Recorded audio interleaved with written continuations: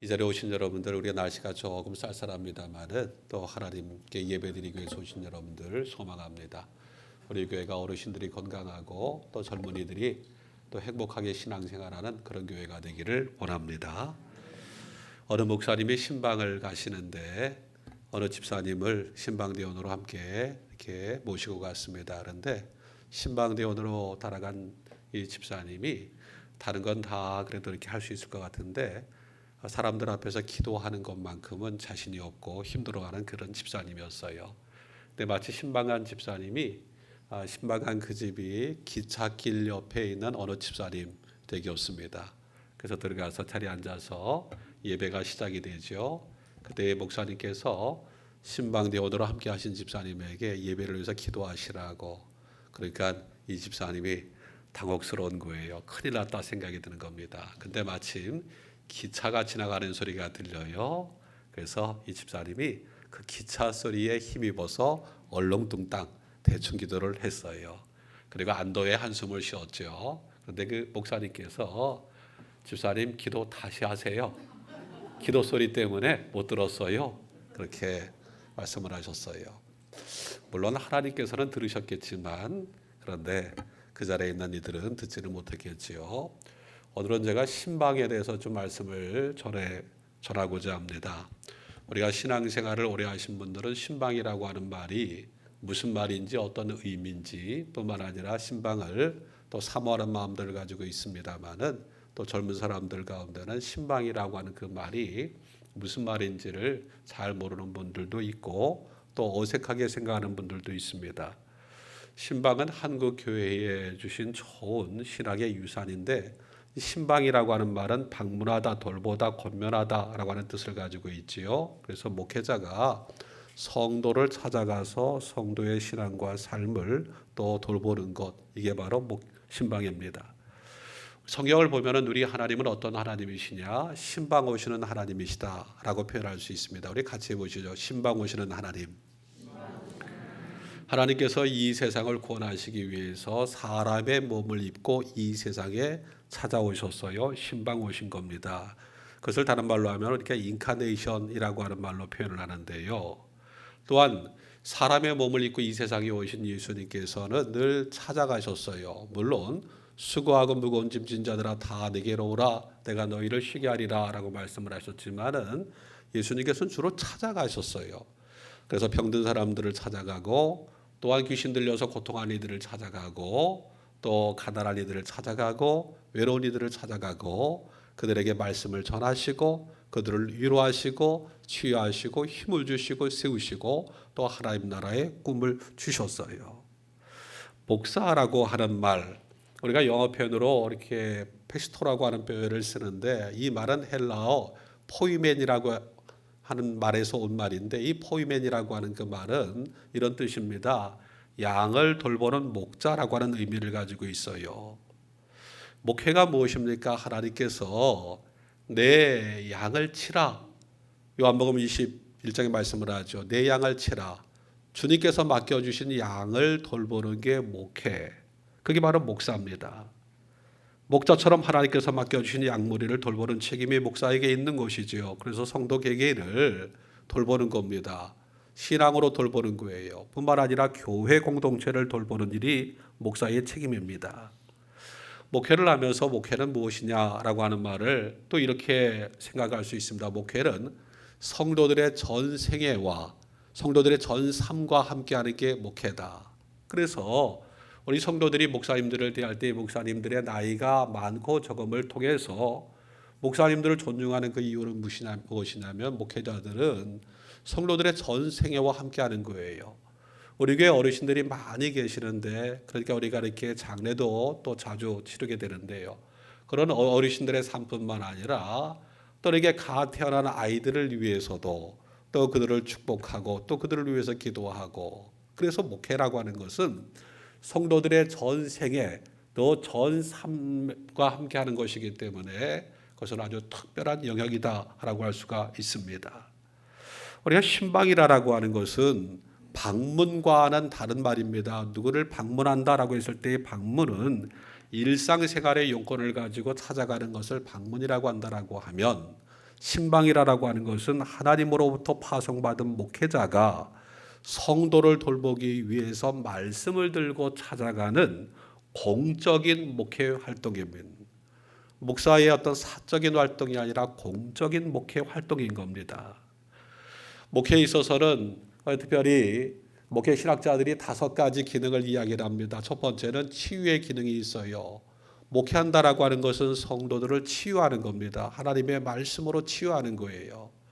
오늘날 여러분 이 영적으로 병에 든 사람들이 얼마나 많이 있습니까? 마음에 병이 있는 이들이 얼마나 많이 있습니까? 겉으로 바라볼 때는 멀쩡하지만 여러분 병든 이들이 참 많이 있어요. 우리가 육신의 질병보다 이제 마음의 병이라고 하는 것이 더 무서운 것 아니겠습니까? 그래서 목회의 첫 번째 기능은 치유하는 겁니다. 예수님께서도 치유하셨어요. 두 번째는 지탱의 의미를 가지고 있습니다. 지탱한다라고 하는 것은 무엇입니까? 성도들이 잘 참고 견디어내도록 지지해 주는 겁니다. 삶을 살아가면서 우리가 많은 사람이 아니어도 단 한 사람이라도 나를 믿어주고 이해해주고 지지해주는 분들이 있다라고 하면, 그가 있다라고 하면 우리가 얼마나 힘이 되는 겁니다. 그게 부모가 되어야 되고, 그게 남편이 되어야 되고, 아내가 되어야 합니다. 그리고 그게 친구가 되어야 되죠. 교회 공동체는 목사가 성도들에게 해야 될 것은 무엇입니까? 성도들의 지지자가 되어줘야 돼요. 힘들고 어려울 때에 함께 있어 주어야 하는 겁니다. 이게 목회의 두 번째 기능이에요. 세 번째는 인도의 기능이 있습니다. 성도들로 하여금 진리 가운데로 인도해야 될 책임이 있어요. 그리고 네 번째는 화해의 그런 책임이 있습니다. 우리는 죄로 하나님과 원수되었던 우리들이 예수님으로 말미암아 이제 하나님과 화해하고 하나님의 자녀가 되어 하나님과의 화해를 이룬 이들은 우리가 이웃과 화해할 수 있어야 돼요. 우리가 어떤 이들은 신앙생활을 하면서 사람과의 관계 속에서 고통하는 이들이 참 많이 있습니다. 사람과의 관계에 막혀서 하나님께 나아가지 못하는 이들이 참 많이 있습니다. 여러분, 우리 주님께서 우리를 용서하시고 구원하셨다라고 하는 것을 믿는다라고 하면 우리는 원수를 사랑할 수 있어야 합니다. 그리고 자기 자신을 아낄 수 있어야 돼요. 의외로 많은 이들이 자기 자신에 대한 분노, 자기 자신에 대한 미움으로 인해서 고통하는 이들이 참 많이 있습니다. 여러분, 우리 주님께서는 우리를 사랑하시는데 우리의 잘난 모습만 사랑하는 것이 아니라 우리 모두를 있는 모습 그대로를 사랑하시는 분이 우리 주님이신 거예요. 그래서 목회의 기능 네 번째는 화해를 이루도록 돕는 겁니다. 그리고 다섯 번째는 양육의 기능이 있어요. 믿음이 없는 사람들로 하여금 믿음을 가질 수 있게끔 어린아이와 같은 믿음의 사람들을 장성한 믿음의 분량에 이르기까지 성장할 수 있게끔 가르쳐서 양육하는 겁니다. 목사에게는 꼭 가지고 있어야 될 3가지 방이 있어야 한다고 하죠. 저희가 신학교를 졸업을 하고 목회 나갔을 때에 선배 목사님들이 주셨던 가르침 가운데 목사에게는 3가지 방이 있어야 된다고. 첫 번째는 무슨 방일까요? 책방을 가까이 해야 된다고. 제가 마포중앙교회 와가지고 참 좋은 것 중에 한 가지는 광화문이 가까워서 좋더라고요. 여러분도 그러시죠? 그런데 광화문이 좋은데 광화문을 가는 목적은 저랑 다를 수도 있을 것 같아요. 어떤 분들은 놀러 가는 분들도 계실 것이고, 저는 광화문에 그 교보문고가 있어서 저한테 참 좋습니다. 책방을 가까이 할 수 있어서 참 좋아요. 이 사람에서 많은 책을 버렸습니다. 이 성도들이 목양실에 들어와 가지고 목사님들의 그 많은 책들을 보면서 이렇게 놀라워하잖아요. 그러면서 꼭 짓궂은질만 하는 분들이 있어요. 목사님, 이 많은 책 다 읽으셨나요? 이렇게 물으시는 분들이 있어요. 여러분, 목사는 책을 가까이 해야 합니다. 두 번째는 기도의 골방이 있어야 돼요. 기도의 골방, 기도. 세 번째는 신방이 있어야 돼요. 신방을 잘해야 되는 겁니다. 여러분, 신방이라고 하는 것이 목회의 일부가 아니라 목회의 본질인 거예요. 하나님께서 우리를 찾아오신 것처럼 하나님께서 맡겨주신 양떼들을 잘 돌보기 위해서 목회자가 찾아가는 것. 그래서 그들의 신앙을 점검하고 그들의 삶의 문제에 대해서 귀담아 들을 뿐만 아니라 하나님의 말씀을 통해서 권면하고 그들을 축복하는 신방은 목회의 본질 가운데 본질이지요. 여러분, 하나님께서 맡겨주신 양떼들을 찾아가서 돌본다라는 의미에서 신방은 목회자에게는 축복입니다. 뿐만 아니라 신방을 받는 성도들에게도 목회자를 통해서 찾아오시는 하나님의 신방을 경험할 수 있는 은총의 시간이기도 하고 축복의 시간인 겁니다. 사랑하는 여러분, 우리가 신방 하면은 제가 목회를 그래도 30년 넘게 목회를 하고 있으니까는 얼마나 많은 신방을 했겠습니까? 여러분, 이렇게 기억나는 신방, 잊을 수 없는 신방도 참 많이 있지요. 임종 직전에 있는 일을 찾아가서 이제 신방했던 이야기. 여든이 넘으신 어느 권사님이 혼자 지내시는 권사님인데 예배 시간 한 번 빠지지 않는 권사님. 어느 날 전화가 왔어요. 목사님, 사모님 이렇게 신방을 와달라고 와서 예배 드려달라고. 가서 보니까는 이 권사님이 집안 청소를 깔끔하게 했어요. 이부자리도 깔끔하게 이렇게 다 개고, 그리고 이렇게 예배상을 놔서 예배상 위에 성경을 올려놓고 감사금을 준비하고 또 목사님을 위해서 도서비를 준비하고. 그런데 이 권사님이 하얀 한복을 입으셨더라고요. 예배를 잘 드렸어요. 예배 드리고 와서 2시간 뒤에 이 권사님이 하나님의 부르심을 받았어요. 이 권사님은 구원의 확신을 가지고 있었고 영생을 누리고 있었고 천국에 대한 소망을 가지고 계시는 권사님이셨는데, 홀로 지내시는 권사님인데 얼마나 신앙생활을 깔끔하게 잘 하시는지 몰라요. 하나님께서 당신을 부르실 때가 다 됐다라고 하는 것을 아셨던 거예요. 그래서 그 준비를 하고 목사님 오시라고 해가지고 예배를 드렸던 겁니다. 여러분, 또 어떤 신방도 있습니까? 정말 신방을 찾아가서 가슴 아픈 신방들도 참 많이 있지요. 그래서 신방을 하면서 신방을 받는 성도도 울고, 신방하는 목사나 함께 간 저희 집사람도 함께 울고 그랬던 신방도 있어요. 여러분, 신방이라고 하는 것은 목회자의 영적인 방문이고 공적인 행위입니다. 그래서 목회자는 신방을 위해서 기도로 준비해야 돼요. 때때로 부목사가 담임 목사를 대신하여서 신방을 할 때도 있어요. 담임 목사의 지시를 따라서 신방을 가는 겁니다. 담임 목사의 이름으로 가서 담임 목사의 뜻과 마음을 그 성도에게 전하는 겁니다. 그래서 부목사님의 신방은 담임 목사의 신방을 대신하는 것이다. 혹이라도 어떤 분들은 다 왔다 가셨는데 담임 목사님만 안 오셨다고 서운하게 생각하시는 분인데, 제가 갈 수 있는 때는 제가 가지만 혹시라도 제가 갈 수 없을 때는 부목사가 담임 목사의 이름으로 담임 목사의 마음으로 신방을 하는 겁니다. 신방을 할 때는 반드시 지켜야 될 선이 있지요. 선이 있어요. 선이라고 하는 것이 있습니다. 사람과 사람 사이에는 예의라고 하는 게 있는데 그 예의라고 하는 것은 지켜야 될 도리고 선이죠. 이 선을 넘어가게 되면은 안 되죠. 그것은 무례함이 되는. 그래서 신방을 가는 목사도 이 선을 잘 지켜야 돼요. 약속을 정해야 될 것이고 단정한 차림, 그리고 신방 가서 대화할 때도 절제된 말, 무엇보다도 따뜻한 마음을 가지고 성도들이 하는 이야기를 잘 경청하고 하나님의 말씀을, 하나님의 마음을 가지고 잘 전달하는 것. 여러분, 신앙생활을 하는 우리 성도들 가운데도 온 가족이 다 예수 믿는 가족도 있습니다만은 그렇지 않은 분들도 많이 있잖아요. 그것을 우리가 뭐라고 합니까? 짝믿음이라고도 이야기를 하잖아요. 그래서 그 교회 나오는 그분은 신방을 참 사모하지만은 그 가족 가운데 믿지 않는 분들이 있으면 그분이 안 믿는 남편도 안 믿는 자녀들도 목사님 신방 오셨으니까는 이렇게 말씀 듣고 믿음을 가지고 예수 믿었으면 좋겠다라고 억지로 앉혀놓는 경우들이 있어요. 신방을 보면 이렇게 얼굴에 써 있어요. 나 지금 이렇게 억지로 앉아 있는 거다. 이런 분들도 계셔요. 그런데 그럴 때는 이렇게 목사 신방 간 목사인 저도 참 이렇게 어색하고 불편하긴 하지만 그래도 주님의 마음을 가지고 따뜻하게 대하고 또 이렇게 대화를 나누더라도 예의를 갖추고 잘 나누게 되면 참 좋습니다.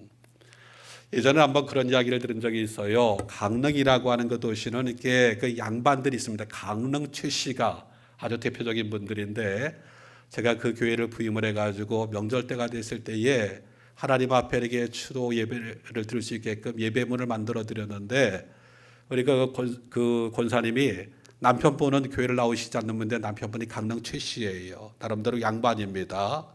근데 그분이 교회를 나오지 않으면서 목사인 제가 만들어둔 예배문을 보면서 이번에 오신 목사님은 양반이시라고 그렇게 이야기를 하더라고요. 제가 양반이에요. 양반. 여러분, 또 신방을 함께 간 신방대원들도 지켜야 될 것이 있어요. 여러분, 절대로 이렇게 신방을 이렇게 같이 간 분들은 신방을 돕는 분이에요. 그 자리에 가서 목사님보다 더 많은 말을 하시는 분들도 계시고, 우리가 신방을 할 때는 그 신방을 받는 이의 이야기를 들어야 되는데 지나치게 많은 말을 하거나 아니면 은근히 신방을 가서 신방 받는 그 가정과 비교해서 자기 자신을 자랑하거나, 이것도 금물이지요. 신방을 받는 가정에서는 어떻게 되겠습니까? 준비가 필요하죠. 신방을 통해서 주시는 하나님의 은혜를, 하나님의 축복을 사모하면서 기도로 준비하는 것이 중요하고, 또 신방을 받을 때는 신방 받을 때에 방해가 되어지지 아니하도록. 그래서 우리가 그런 이야기를 하죠. 예전에 신방 받을 때는 이렇게 전화 이렇게 코드까지 다 이렇게 뽑아놓고 예배드리지 않았습니까? 사랑하는 여러분, 사도행전 10장을 보면은 가이사랴 빌립보에 주둔했던 이탈리아 군대의 백부장 고넬료라고 하는 사람의 이야기가 나와요. 이 고넬료라고 하는 사람이 이방 사람이지만 그가 하나님을 믿게 됐어요. 하나님을 경외할 뿐만 아니라 구제에도 힘쓰고 항상 기도했던 사람이에요. 그가 이렇게 성경을 읽으면서 성경에 대한 갈급함이 있습니다. 하나님의 은혜에 대한 갈급함이 있어요. 근데 이 갈급한 마음을 어떻게 해결할 길이 없어요. 그런 가운데 어느 날 하나님께서 환상 중에 나타나셨어요. 그리고 말씀을 하시는데, 저 요빠라고 하는 곳에 베드로가 있는데 베드로를 모셔다가 말씀을 들으라고, 예배를 드리라고 환상 중에 그렇게 말씀을 하시는 거예요. 그래서 사람을 보내서 베드로를 모셔게 되는데, 베드로가 고넬료의 집에 들어올 때의 장면을 성경은 이렇게 기록을 하고 있습니다. 고넬료가 그의 친척과 가까운 친구들을 모아 기다리더니 마침 베드로가 들어올 때에 고넬료가 맞아 발 앞에 엎드려 절하니 베드로가 이렇게 이르되 일어서라, 나도 사람이라 하고.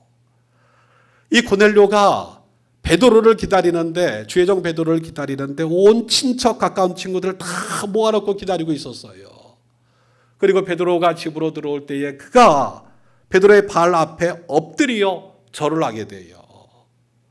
왜 그렇습니까? 이것은 하나의 어떤 예의이죠. 뿐만 아니라 이 고넬료라고 하는 사람은 군인입니다. 장교예요. 질서를 아는 사람이에요. 그래서 이제 주의 종 베드로가 집에 들어올 때에 엎드려 절을 했다라고 하는 것은 존중. 또 한편으로는 이런 게 있습니다. 그 당시에 이탈리아 그 유럽 사람들은 황제를 숭배를 했어요. 황제를 숭배 의미가 있었던 것이지요. 그러자 베드로가 화들짝 놀라면서 일어서세요. 나도 사람입니다. 여러분, 이 고넬료라고 하는 사람의 모습을 통해서 무엇을 볼 수가 있습니까? 우리가 신방을 기다리는 사람의 마음. 여러분, 한 사람의 목회자가 방문했을 때에 한 사람의 목회자를 통해서 하나님께서 내 가정에 신방 오신다라고 하는 그 마음을 가지고 사모하는 그 마음이 있다라고 하는 게, 그게 얼마나 귀합니까? 사랑하는 여러분, 현대 사회가 신방이 점점 어려워지고 있어요. 핵개율화 시대가 될 뿐만 아니라 또 이렇게 사생활을 이제 중시하는 그런 때가 되어졌어요. 이해가 되어집니다. 그런데 신방이 어렵다고 해가지고 우리가 신방을 포기해서는 안 됩니다. 우리가 신방에 대해서 불편한 마음을 가지고 있는 분들 가운데 신방의 의미에 대해서 잘 알지 못하기 때문에 그런 마음을 갖는 분들도 적지가 않은 거예요. 신방은 주님께서 명하신 일일 뿐만 아니라 우리가 은혜 받을 수 있는 교회의 영적인 자산인 거예요. 시대가 아무리 바뀌어가도 우리가 하나님께서 우리에게 은혜 받을 수 있는 또 하나님의 축복을 누리는 영적 자산에 대해서는 우리가 잃어버리지 않아야 하는 겁니다. 여러분 한번 생각을 해보세요. 우리가 신앙생활 할 때 우리 마포중앙교회가 113년이라고 하는 오랜 역사를 가지고 있는 교회인데, 여러분 우리가 시대가 바뀐다고 해가지고 이것 빼고 저것 빼고, 여러분 그러다 보니까는 우리가 잃어버린 게 너무 많은 거예요. 이것 빼고 저것 빼고. 그럼 나중에 뭐가 남는 겁니까? 우리가 때때로 우리가 밤새 우리가 금식하여 기도할 때도 있어야 되는 것이고, 우리가 새벽기를 통해서도 주시는 은혜를 또 사모하는 마음도 있어야 되겠고, 우리가 섬김을 통해서 우리가 또 은혜도 받습니다. 어제 우리 교회가 대청소를 했는데 오랜만에 대청소를 했다고 해요. 그런데 어제 굉장히 많이 모였어요. 어제 굉장히 많이 모여서 우리가 교회를 청소를 하는데, 여러분 청소를 또 그렇게 또 즐겁게 하시는 분들은 또 저는 처음 봤어요. 그렇게 즐겁게 청소를 하고 끝나고 나서는 우리가 삼겹살 파티를 했는데, 사진을 좀 찍으시라고 했더니 목사님 이렇게 일하는 사진은 못 찍었다 그러더라고. 일하느라고. 그러다 보니까 삼겹살 파티하는 사진만 찍혔어요. 여러분 그것도 은혜입니다. 여러분 일하러 모이라라고 하면 모이기 쉽지 않습니다만, 삼겹살 파티하러 하겠다 그러면은 모이기가 쉽잖아요. 여러분 그런 걸 통해서 무슨 마음이 드는 겁니까? 저는 그렇게 생각합니다. 내가 말씀을 듣는 그 교회가 나의 교회예요. 나의 목사님이 있는 교회가 나의 교회예요. 뿐만 아니라 내가 쓸고 닦고 그것을 통해 가지고 우리 교회라고 하는 마음을 갖게 되어져요. 여러분 우리가 물론 다 그럴 수가 없죠. 형편처지가 다 다를 수가 있어요. 신방에 대해서 우리가 포기할 것이 아니라 우리가 지혜가 필요하다. 우리가 신방에 대한 유연성이 필요하고 배려가 필요하다. 신방이 찾아가는 일이 우리가 본래적인 의미이지만, 우리가 성경을 보면 주님께서 또 찾아오게 하셨어요. 찾아가는 신방뿐만 아니라 찾아오는 신방도 있는 겁니다. 우리가 사정이 다 달라요. 어떤 분들은 물리적으로 시간이 안 되는 분들도 있습니다. 우리 성도들 가운데 보면은 주일날도 예배 끝나고 이터로 가야 되는 성도들도 있고, 평일날도 12시에 퇴근하는 그런 성도들, 아침에 6시에 나가서 그렇게 일하는 성도들도 있어요. 그런 분들에게 사실은 가정에서 신방을 받는다라고 하는 것은 어려운 것이지요. 그러면 그런 분들은 새벽기도 끝나고 목양실에서 신방을 받을 수도 있고, 우리가 이런 배려가 필요하다라고 하는 겁니다. 여러분 제 목양실 문의 비밀번호를 제가 알려드릴까요? 목양실 문은 늘 이렇게 열려 있습니다. 그래서 여러분들 우리가 삶을 살아감에 있어서 우리가 하나님께서 주시는 은혜를 따라서 신방에 참여하는 여러분 되시기를 원합니다. 오늘 주신 말씀 열왕기상 17장을 보면은 북이스라엘의 가장 악한 왕 아합 왕 때의 이야기인데, 하나님께서 그 시대를 위해서 하나님의 종 엘리야를 세우셨어요. 하나님께서 엘리야를 통해서 아합에게 경고를 하셨습니다. 내 말이 없으면 수년 동안 땅에 비도 이슬도 내리지 않을 것이다 경고를 했어요. 여러분 수년 동안 땅에 비가 내리지 않으면 어떻게 됩니까? 다 여러분 양식도 없고 식물도 다 마르고 사람도 살 수가 없잖아요. 그 하나님의 경고의 말씀을 들은 아합이 회개하기는커녕 하나님의 말씀을 전하는 엘리야를 미워하고 엘리야를 죽이려고 합니다. 그때 하나님께서 엘리야를 피신시켜요. 그리시네가로 피신시켰습니다. 그런데 이제 하나님께서 말씀하신 대로 비가 내리지 않아요. 그러면서 시냇물이 다 말랐어요. 먹을 것이 없지요. 그때 하나님께서 엘리야에게 명령을 하시게 돼요. 이렇게 말씀을 합니다. 너는 일어나 시돈에 속한 사르밧으로 가서 거기 머물라. 내가 그곳 과부에게 명령하여 내게 음식을 먹게 하리라, 주게 하리라 말씀을 했어요. 일어나서 시돈 땅으로 가서 사르밧이라고 하는 마을로 가라. 내가 한 여인을 통해서 너에게 먹도록 음식을 공개하도록 그렇게 했다라고 말씀을 하는 거예요. 시돈이라고 하는 나라는 이스라엘 밖에 남의 나라죠. 이방 나라입니다. 그 이방 나라까지 갔어요. 사르밧이라고 하는 마을로 갔어요. 그랬더니 마을 입구에서 한 여인이 나뭇가지를 줍고 있는데 이 엘리야의 마음속에 하나님께서 말씀하신 분이 저 여인이다라고 하는 확신이 왔어요. 그래서 이 엘리야가 하나님께서 주신 말씀을 생각을 하면서 여인에게 이렇게 요청을 했어요. 당신의 하나님 여호와께서 살아계심을 두고 당신 나에게 물을 대접을 하라고, 그리고 떡 한 덩이를 구워오라고 그렇게 요구를 하게 돼요. 그때 이 여인이 난색을 표하면서 이렇게 이야기를 하죠. 당신의 하나님 여호와께서 살아계심을 두고 맹세하노니 나는 떡이 없고 다만 통에 가루 한 움큼과 병에 기름 조금뿐이라. 내가 나뭇가지 둘을 주워다가 나와 내 아들을 위하여 음식을 만들어 먹고 그 후에는 죽으리라. 무슨 얘기입니까? 이 여인이 아들 하나 데리고 살고 있는 과부인데 먹을 양식이 없어요. 그래서 마지막 식사를 준비해서 하나밖에 없는 아들과 함께 이제 먹고 죽을 그런 상황이다라고 하는 얘기입니다. 여러분 얼마나 불쌍합니까? 얼마나 가련합니까? 도와줘야 되죠. 여러분 그런데 이해할 수 없는 것은 여기 선지자 엘리야의 그 뒤의 행동이에요. 그럼에도 불구하고 이 엘리야가 이렇게 이야기를 합니다. 두려워하지 말고 가서 내 말대로 하려니와 먼저 그곳으로 나를 위하여 작은 떡 한 개를 만들어 내게로 가져오고 그 후에 너와 내 아들을 위하여 만들라. 여러분 양식이 다 떨어져서 마지막 식사를 준비를 하는 그 여인에게 이 엘리야가 두려워하지 말고 이제 떡을 만들어서 한 덩어리는 나에게 가져오고 나머지 가지고 당신과 당신 아들 먹으라 라고 이야기를 해요. 제가 이 성경을 말씀을 읽을 때마다 아주 마음이 불편합니다.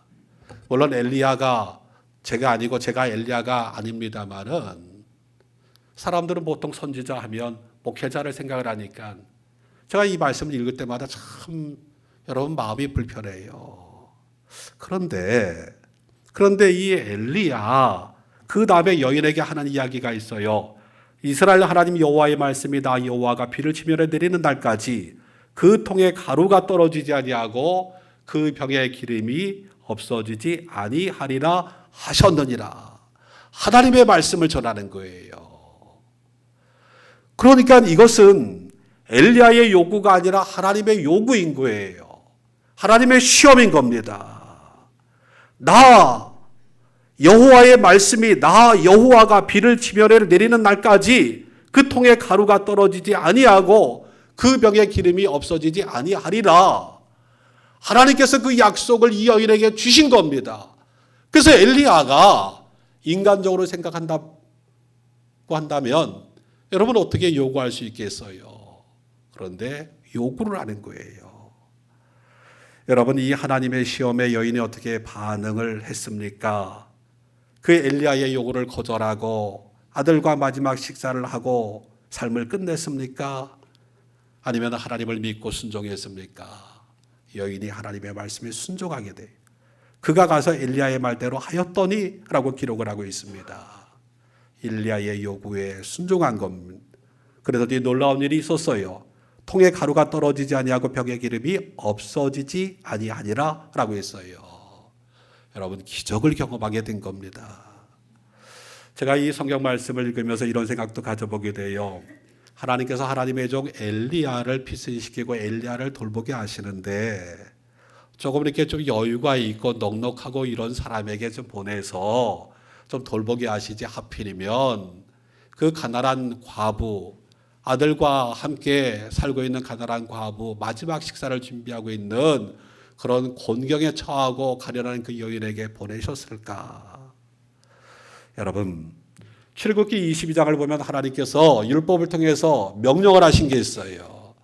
특별히 우리가 이 공동체가 보호해야 될 대상들이 있는데 나그네들을 보호해야 되고 고아를 보호해야 되고 그리고 과부를 보호하도록 명령을 하셨어요. 사회적으로 이분들은 도와주지 않으면 안 되는 분들이기 때문에 보호하라고 명령을 하셨어요. 특별히 괴롭히지 말아라 라고 표현하고 있어요. 괴롭히지 말아라 표현하고 있어요. 그래서 그들을 괴롭히는 자는 하나님께서 그냥 두지 않겠다라고까지 하나님께서 준엄한 엄포까지 하셨어요. 여기 그런데 하나님께서 하나님의 종 엘리야를 이 가난한 여인 이 가련한 여인에게 보내셨어요. 괴롭히려고 보냈던 것이 아니라 그 여인을 살리기 위해서 보내신 겁니다. 구원하기 위해서 보내신 거예요. 할렐루야. 사랑하는 여러분, 우리가 신앙생활을 하면서 저는 종교와 신앙은 다르다라고 생각해요. 우리가 종교인이 돼서는 안 돼요. 종교인은 어떻습니까? 교회를 다니지만 내 신념이 신앙을 넘어가지 못하는 거예요. 신념이 신앙을 넘어가지 못하는 겁니다. 그래서 소위 자수성가했다라고 하는 분들이 신앙생활을 잘 못해요. 신념. 여러분, 신앙은 무엇입니까? 하나님 살아계시고 하나님은 우리를 사랑하시고 우리 안에서 역사하신다라고 하는 것을 믿는 겁니다. 이 여인 괴롭히려고 엘리야를 보낸 것이 아니라 하나님 앞에 믿음을 가지고 하나님 앞에 믿음으로 반응하도록, 그래서 하나님은 살아계시고 하나님께서는 삶을 돌보시는 하나님이시다라고 하는 것을 체험하도록 하기 위해서 하나님께서 엘리야를 그에게 보내셨던 겁니다. 사랑하는 여러분, 제가 강릉에서 한 2년을 목회를 했습니다. 그때는 제가 29살, 30살 이때 제가 목회를 했는데, 제가 29살에 이때 주례한 목사예요. 지금은 장례를 많이 하고 있습니다만 목회 초반에는 우리 주례를 많이 했습니다. 이 자리에 앉아 있는 분 가운데 제가 주례한 분도 있는데, 제가 주례한 분들의 특징은 잘 산다. 그때에 목회를 할 때에 그 교회에 김동철, 김연자 집사라고 하는 분이 계시더라고요. 그 교회 교인이 몇 사람 안 되는 교회 전임 목사님이 목회하다가 목회를 그만둔 교회인데, 이제 그 교회 교인들 만나러 갔다가 돌아서는데 배옥섬이라고 온 사람이 눈물로 목사님 사모님 이렇게 와달라고 해서 붙들려가지고 그 교회에서 목회를 하게 됐는데, 교인들이 많지는 않았지만 참 순수하고 열심히 있었던 교인들이었어요. 참 귀한 분들이었습니다. 거기에 보니까는 그 김동철 집사, 김연자 집사라고 부부가 있는데, 우리 김동철 집사님은 얼굴에 이렇게 써 있어요. 나 고집 이렇게 써 있어요. 나 고집 많은 사람이다.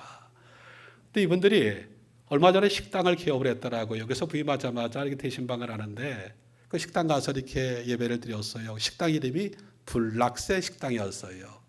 궁금하잖아요. 식당 이름이 불락새. 그래서 무슨 뜻이냐라고 했더니 심오한 뜻이 있더라고요. 불고기, 낙지, 새우. 이런 이게 메뉴고 그게 식당 이름이었어요. 예배 드리고 나가지고 밥을 먹는데, 제가 음식을 가리는 사람은 아닌데 맛이 별로입니다. 마음속에 제가 이렇게 축복 기도를 하면서 큰일 났다는 생각이 드는 거예요. 아니나 다를까 이렇게 어렵다 그러더니 식당을 저 터미널 근처로 옮기면 잘 될까 하고 해서 터미널 근처로 이렇게 옮겼더라고요.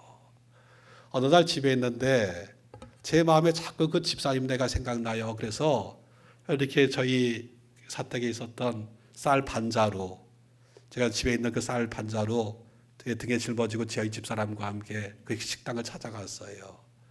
손님은 한 사람도 없어요. 그리고 식당에 쌀이 떨어졌어요. 식당에 쌀이 떨어졌더라고요. 여러분, 그런 일이 있었습니다. 그리고 얼마 지나고 나가지고 저를 찾아왔어요. 목사님, 저는 식당은 은사가 아닌 것 같다고. 그래서 뭘 해야 될지 모르겠다고. 그러면서 거기에 강릉기도원이 있는데 강릉기도원의 원장님이 신통한 분이라고. 그래서 기도원에 올라가겠다 그러더라고요. 근데 제가 자존심이 상하잖아요. 교회를 놔두고 왜 기도원에 올라가. 그래서 기도원에 올라가지 말고 내일부터 새벽기도 나오시라고. 새벽기도 나오시더라고요. 그렇게 새벽기도 한지 닷새 만인가 응답이 왔어요. 이분이 건설회사에 이제 총무 직원으로 입사를 하게 된 겁니다. 여러분, 보통 막노동하는 분들은 비가 오고 눈이 와가지고 일하지 못하면 그날은 사실은 공치는 날이지만, 이분은 이제 직원으로 들어가서 비가 오고 눈이 와도 월급을 받더라고요. 여러분, 신방은 목사님이 찾아와서 하는 것이지만 특별히 하나님께서 우리를 찾아오시는 그런 영적인 일이다라고 하는 것을 믿으시길 바랍니다. 우리가 하나님께서는 우리를 사랑하여 주셔서 멀리 계시는 하나님이 아니라 찾아오시는 하나님이세요. 말씀으로 우리의 심령에 찾아오시고 우리 가정에 찾아오시고 자녀들에게 찾아오시고 우리 일터에 찾아오십니다. 신방 오시는 그 하나님을 우리가 늘 사모하면서 여러분들 우리가 말씀을 들으면서도 주님께서 나를 찾아오셨구나. 찬송을 부르면서도 주님께서 나와 함께 하시는구나. 여러분 때때로 목사님 이제 가정을 찾아오셔서 신방해 주실 때에 그 들려주신 말씀 그리고 기도 한마디를 통해서 주님의 사랑을 경험하고 그래서 우리가 삶의 힘을 얻고 또 용기를 얻게 되고 또 삶을 살아가게 되어지고 무엇보다도 하나님은 살아계시는 하나님이셔서 하나님의 놀라운 역사를 우리는 경험하게 되어지잖아요. 사랑하는 성도 여러분, 우리 하나님은 신방 오시는 하나님이십니다. 그 하나님을 통한 놀라운 은혜가 가득하시기를 축원합니다. 우리 잠깐 기도하겠습니다. 오늘 주신 말씀을 붙들고 우리가 한 1분만 우리 같이 기도하겠습니다. 하나님 감사합니다. 하나님 감사합니다. 아버지 하나님께서 오늘도 우리들에게 예배 자리로 불러주시고 하나님 아버지 또 하나님의 말씀을 듣게 하시니 감사합니다. 우리가 이제 예배당으로 하나님 앞에 예배드리러 왔는데 우리 하나님께서는 말씀을 통해서 우리의 심령을 찾아오시고 또한 우리의 또 가정 우리의 일터를 찾아오시는 하나님이심을 우리는 분명히 믿습니다. 오 하나님 아버지 은혜 주시는 하나님 아버지 은혜 가운데 함께하여 주시고 도와주셔서 하나님의 거룩하신 은혜가 충만한 삶이 되기를 원합니다. 하나님 아버지 감사합니다. 말씀으로 찾아와 주셔서 감사합니다. 예수님의 이름으로 기도드리옵나이다. 아멘.